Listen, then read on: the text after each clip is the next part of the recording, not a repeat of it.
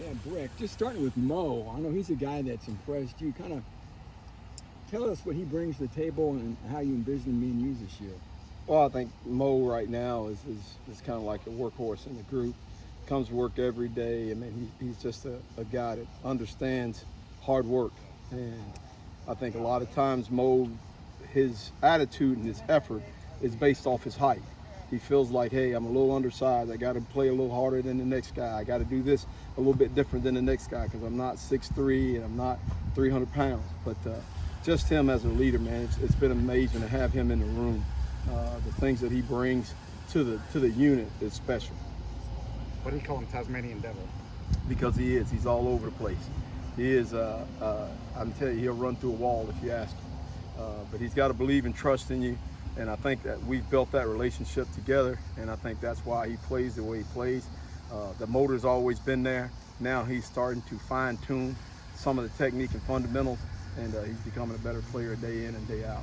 Could he be one of the best nose tackles in the Big Ten? You know, I don't know what everybody else has got. I don't really care. I want him to be the best nose tackle for this team right here. And then whatever accolades he gets from there, that's great. But as long as he gives this unit everything that he's got, we're satisfied with that. But I do think he has a chance to maybe be on one of those lists at some point in time. Looked like Cole had the red jersey on. I imagine that's not a long-term situation then if he's out here participating, right? Yeah, I ain't no doctor. I have no idea. But yeah, I would say yeah. He's moving around and doing some things. Cole's, I mean, he's fine. Who are some of the other guys that flank your nose tackle that have caught your eye? We talked to Jeffrey today. Next up, Joe Strickland, of course. DeMarge's been in and out of there. D'Amico Kennedy. You know, well, we were just talking about noses, then it would be chops. It would be Marius Hartlett. He's come along. He's a work in progress, but man, he's improved so much through the process of this camp, and been really pleased with him with his growth. I mean, he's maturing. I tell him all the time, some people, you either get old or you mature, one of the two. And so he's starting to mature, and I think it's really good. You know, we're not looking for guys just to get older. We're looking for guys to mature and be better in the situation to give us opportunities to be able to get some quality minutes from those guys. You lost some guys in the portal, obviously, but a lot of these guys are back from last year. How much can you really build that second year working with the same group with a lot of these guys?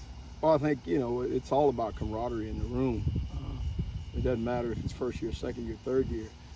It's building that chemistry with the whole unit.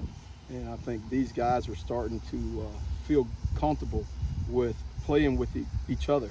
And that is one of the biggest portions of it, because we all have to work together to make it work up front.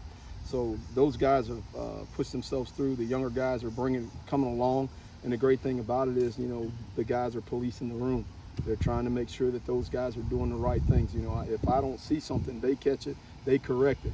And those guys understand that. And so they take the criticism from their teammates just like they take it from me. So they take the instruction from them just like they take it from me. So the camaraderie in the room is starting to get to be what we want it to be. Anything else for Coach? Hey, real quick, I know he's out right now, but the Kentucky kid, Spider Dinkins, he's been in there. What's he bringing to the table? There's been flashes here and there. He's got to continue.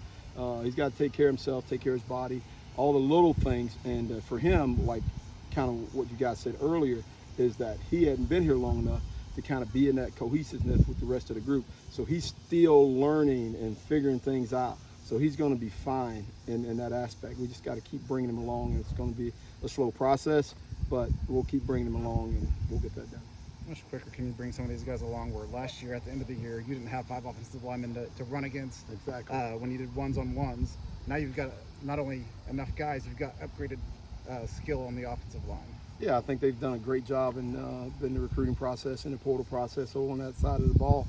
And it just helps our guys continually get better and better and better. The best competition is you competing against the next man. And they've got some really good guys over there, so that makes us up our game. So our competition level has to go up. So yeah, we're excited about that. How far has Jeffrey come just from the end of last year to right now? Leap years. It was a language barrier at first, you know. So if you can't understand it, you can't get the defense. But now Jeffrey has been amazing. You know, he's still a work in progress, but just the leaps and bounds that he's made to make himself better and to focus on the things that he knew he had deficits at, are, you know, been amazing. Can you speak any French? Who, me? I got some choice words for some people, but no French. I think the F word translates to any language. Yeah, whatever you like it to be.